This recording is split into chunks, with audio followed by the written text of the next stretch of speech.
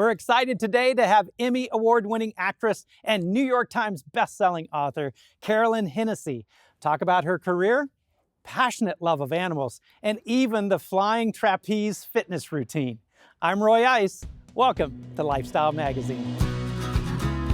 This is Lifestyle Magazine with your host, Roy Ice, and key experts Mike Tucker, Dr. Charmaine Long, Lionel LaMountain, and Marie Mitchell.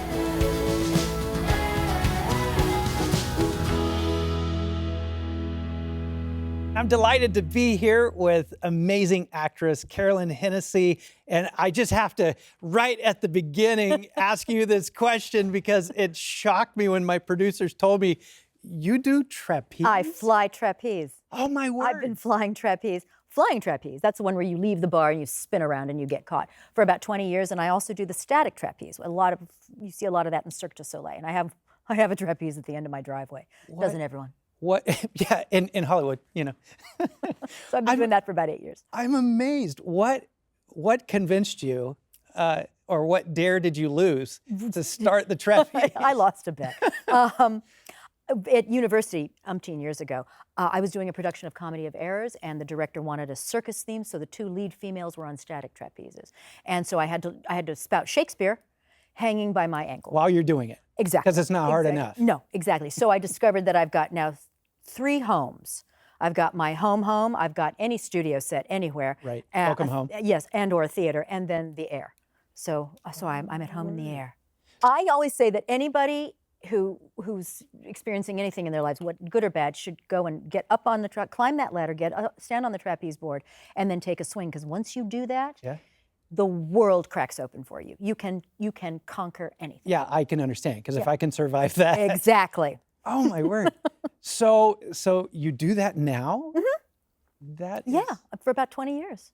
20 years. I took I should say that, 15 years. I took a 5-year break within that 20-year period to write some books. Yeah. And then I got back into it. I want to talk about your books. Sure. But first I want to back up, because most people are saying, wait a minute, trapeze and books, but they know you from over 500 episodes on General Hospital. What was it like playing Diane Miller? Well, it was supposed to be 2 days of work, and that was over 14 years ago. Yeah. And the higher-ups saw something and said, let's explore this. So Diane wasn't written out, fully formed. Wow. So the then producer, Jill Farron Phelps, Bob Guza, who was then the head writer, some of the directors, and myself, we all got to kind of collaborate on Diane Miller. So I'm bringing a lot of me to Diane. Yeah. And I tend to like me, so I like Diane a lot. She's smart and sassy and funny, and she is something very interesting for soap opera. She's the Greek chorus. In other words, there are things that the audience is screaming at the television to Sonny Corinthos Jr. or Jason or Carly or Alexis or any of these characters that I interact with, and they can't say it, but I get to say it. Yeah. I get to say it to them. I get to say things that nobody else in the show can say to them. Wow. Because I'm this kind of neutral, live wire. Yeah. Yeah. That had to be so much fun, literally developing the character from a blank page. Wonderful. Wonderful. That's I just knew she was a lawyer, and she was a mob lawyer. Wow. So she had to be kind of nimble on her feet. Absolutely. Very quick. Absolutely. To deal with Sonny Corinthos Jr., who will kill her if she looks at him askance. Not so much, but when I first came on, yeah. Talk about a blank sheet of paper. It's true. And it's so rare. Yeah. But not only blank sheet of paper for a character, major character, General Hospital, but you also look at a lot of other blank pieces of paper, because one of your other passions is writing books. Yeah. New York Times best-selling author. I have a series of books for young adults called the Pandora series. Pandora gets jealous, gets vain, gets lazy, and it's a 7-book series based on the classical Greek myth of Pandora. But in my story, Pandora is a 13-year-old girl, and she's got all the foibles and the angst, and she's got a school project. She finds the box containing all the evil in the world, and wouldn't that be great to take to school? And so she does. All heck breaks loose, and Zeus, the king of the gods, gives her a choice. eternal torture and torment, or you have to step up to the plate, take responsibility for this big mistake of even thinking about taking this box, Yeah. and go and get everything that got out of the box back in. Hmm. So there are 7 big, big evils, and she and her 2 best friends and her dog, and she's joined by a gladiator school dropout named Homer, who just wants to be a poet like his ancestor. So the tagline of the series, because it's written with a lot of wit and humor, and it's a lot of fun because you want It to has get to for kids. You want to get kids engaged. And you want Yeah. to keep them engaged while you slyly slip in that moral. Take responsibility for your own actions because we all make mistakes. And sometimes when you take responsibility for what you do, you get to save the world. That's awesome. Now, I know that there has to be some extra passion underneath the storytelling. So what caused you to write that book? Well, I minored in Greek and Roman mythology at university because the idea of these larger-than-life beings was at the age of 11 when I started on this journey, was just was monumentally wonderful to me. Yeah. And then I was actually, the gauntlet was thrown down by a fellow writer who said, I've read this short story that you've written on Pandora, because chapter 4 in book 1 is actually almost the complete short story that started the whole thing. And he said, this can be a series of novels for young adults. And I didn't know enough to be frightened or intimidated. And I went, you bet. And I just started writing.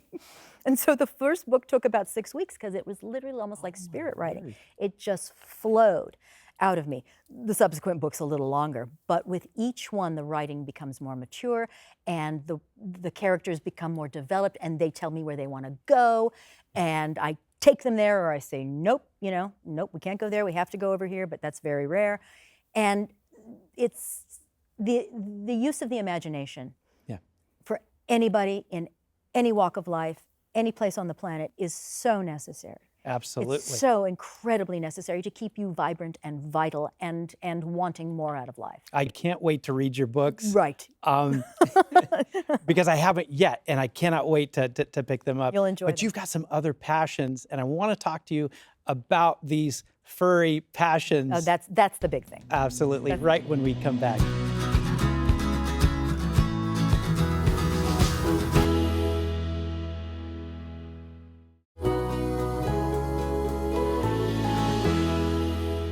We're back with Carolyn Hennesy, and joining our conversation is Lionel Marklam Mountain, our Attitude Key Specialist. Welcome. Thank you, Roy. So glad you're here with us, Lionel, because we have the amazing Carolyn Hennesy, and I mentioned at the bottom of the last segment, we want to talk about your other passion. Yeah. Now, you're not an animal rights activist. No. Unlike animal rights activists, fanatics, if you will, radical activists, who want to, and this is again very general, they want to burn down the zoos, they want to destroy the zoos, open them all up, the animals walk hand in hand with humans down Main Street and everything's great, and there's no more poaching, and and they need to be very sort of stunt driven, and there's really not a lot of care about the animals themselves. It's caring about celebrity and stunts, and so they want to sort of separate.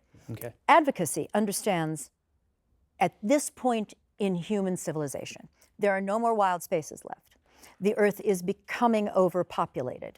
The bushmeat trades, the ivory, et cetera, all of that. We understand that modern zoos and aquariums, not the sideshow, the roadside attractions, those need to be disbanded and gotten rid of. But things that come under AZA authority, ZAA authority, the Association of Zoos and Aquariums, the institutions that come under that, those are the last bastions of preservation and conservation. We need them. We need places like the Georgia Aquarium, San Diego Zoo and Wildlife Safari Park. We need Los Angeles Zoo, SeaWorld, which has become because of that travesty of it's not really a documentary, it's more of a smear campaign of blackfish, which people saw and they think with their hearts, and they think, oh, that's awful, that needs to stop, but that's not the story. The footage that was used for that documentary is now 40 to 50 years old.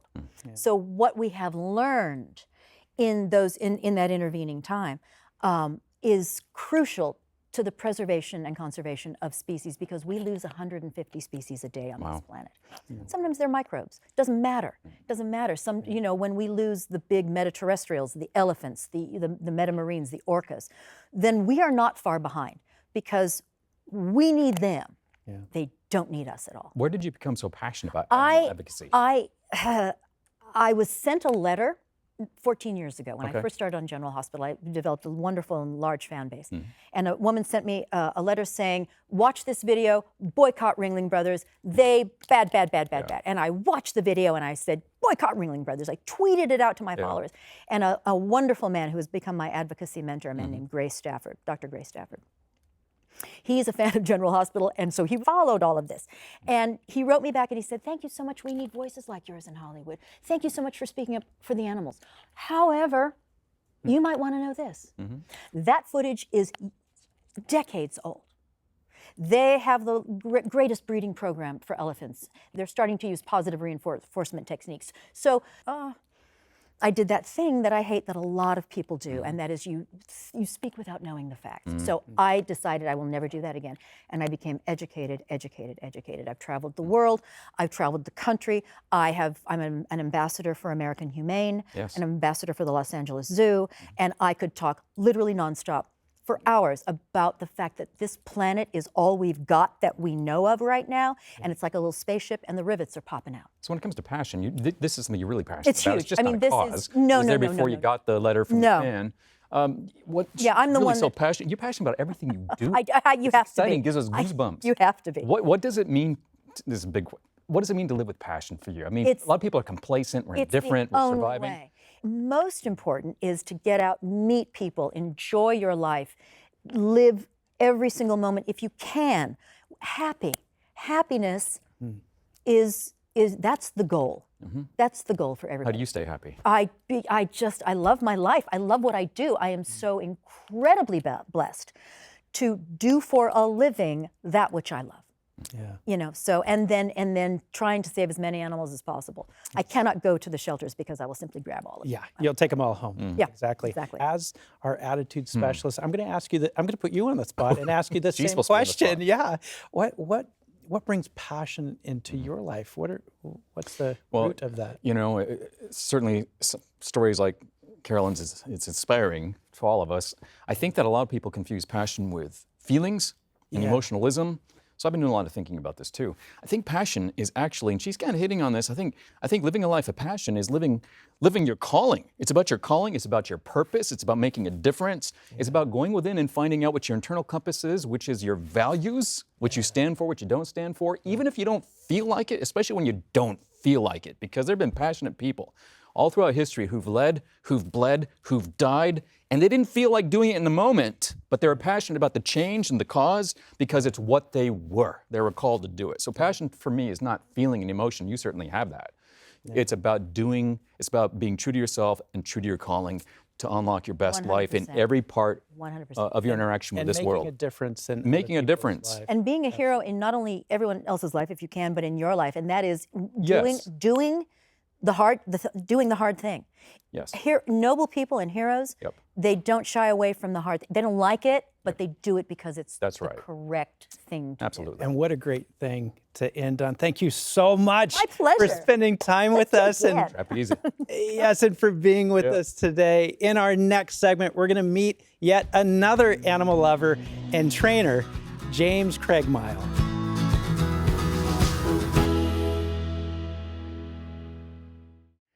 Did you know that your pet can improve your overall health?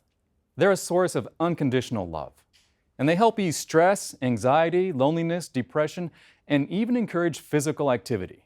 The bond between you and your pet is life-changing. They're great companions. They're family.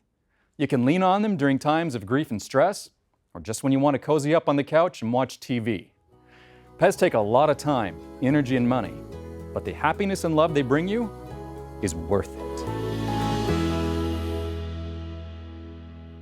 James Craigmyle is an actor and a canine trainer with shows like Court TV and America's Top Dog and News Nation. James, what got you into training dogs in the first place? Started out whenever I was in the 6th grade in elementary school, the DARE program. There was a deputy that showed up with a police dog, and I thought, that's what I want to do. I love dogs. Yeah. So I set a goal for myself that's what I want to do in my career, and that's what I did. So there's this whole statement that I've heard, and no one's ever explained it. They say, you're not really training the animal, you're training the human. Is that true, and what does that mean? It is true, and it's true to the fact that I'm proving it right now on doing online dog training. I don't actually have to be there with the person to train the dog. It's training the human to communicate with their dog. And that's the hardest part about it, is getting the pet owner, the human, to get into a routine and to understand the timing and when to give that treat. Because all dogs are motivated by food, just as humans are. Yeah. So it's 90% training the human, the pet owner, and the other 10% is training the dog. I can take a dog and get a dog to sit in 2 minutes. Now, that's teaching the dog to sit. Now I have to teach you how to continue that training for the entirety of the dog's life. Good. I thought you were going to say you could teach you how to teach Lionel to sit. That might take a little bit longer. I can do it. But I do it for treats. Yes. So, and the other thing is, oftentimes you think of animals as us taking care of them, and we should, right? Absolutely. I'm just wondering if animals kind of take care of us. I wonder if there's if they enhance our purpose for life, or how they enrich our lives besides just companionship. In your work with animals, intuitively maybe, do you see an elevated role for animals in our lives instead of just giving them water and food and stuff like that? I do, because look what happened with COVID. Okay. How many dogs were purchased, whether it was at rescue shelters or pure breed dogs, because people wanted companions when we were isolated in our homes from COVID. So the statement that you're talking, or the question that you're asking, is true in the fact that yes, dogs do enhance our lives because we want that companionship. A lot of times whenever we get older, we get a small dog, because that's usually the dog that you can take care of whenever you're older. And you've got this little lap dog, and that fulfills that need of having somebody there to take care of, because as humans, we grow older and we've taken care of kids and parents and everybody else. So you continue that on whenever you get a dog. So not only that, but you got to look at, we have COVID dogs now in airports. We have seizure dogs, we have bed bug dogs, we have dogs that deal with anxiety, PTSD. So dogs serve as purpose to assist humans, not just with companionship. Right. Fulfilling life is a life that's lived with purpose. Right. Purpose, I think, has to do with maybe helping other people. Yeah. Yes. It's not just focused on us. You ever meet people where the animal made such a big difference in their life that they became a better human being themselves and causing change to take place, or actually taking up a cause? I have. I teach a lot of people or train new clients, and they're like, my husband doesn't like dogs, or my wife doesn't like dogs. They're totally against it. And once you get some training on that dog, it really changes the perception of the husband or the wife on the dogs. And now they want to come home to the dog more than they do to their own kids. And you see more and more parents now, parents being dog parents or cat parents, that are taking their animals with them in different places. And that's what I try to teach, is that anxiety that the human has, not necessarily the dog, the human has on taking their pet somewhere because it's going to act out or do the wrong thing. And it's getting that anxiety that's built up in you that transfers to the leash to the dog to subside that a little bit in training the dog. What do you think one of the biggest life lessons you've learned as an animal trainer? Patience. Yeah. Patience is the biggest thing, because if dogs had thumbs, then they drive themselves. They wouldn't need us. They get on the internet and figure out how to do everything.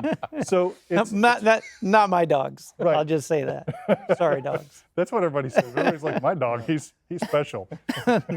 Yeah. But it's patience, because you have to be able to communicate with an animal, with a living, breathing animal. Yeah. That you can't talk to, that can't talk back to you.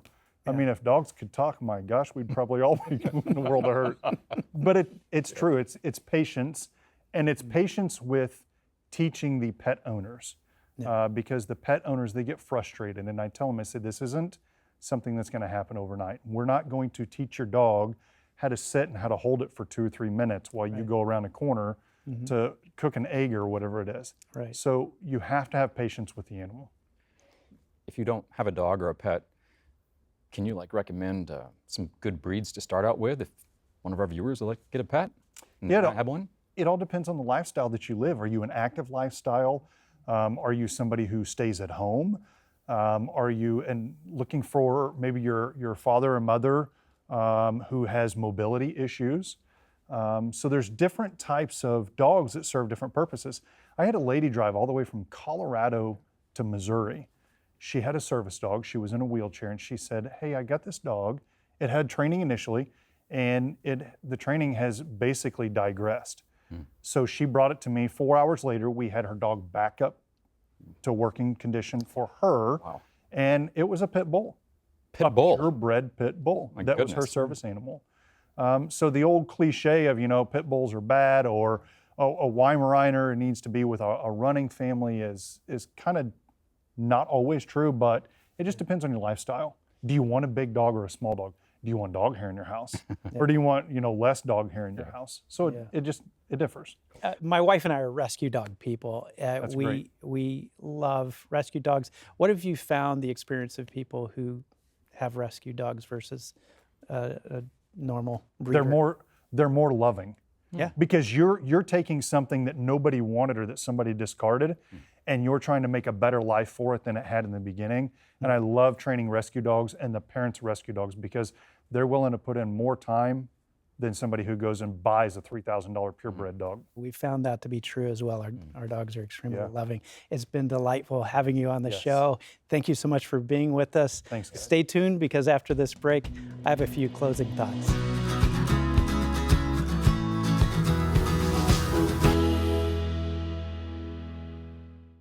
Whether your passions are also in the areas of acting, writing, animal advocacy, or even the flying trapeze, within the key area number 1, attitude, your life can get even better when you identify your passions. How do you do that? Well, it all starts with identifying needs that you'd be excited to fulfill in order to make a difference in other people's lives.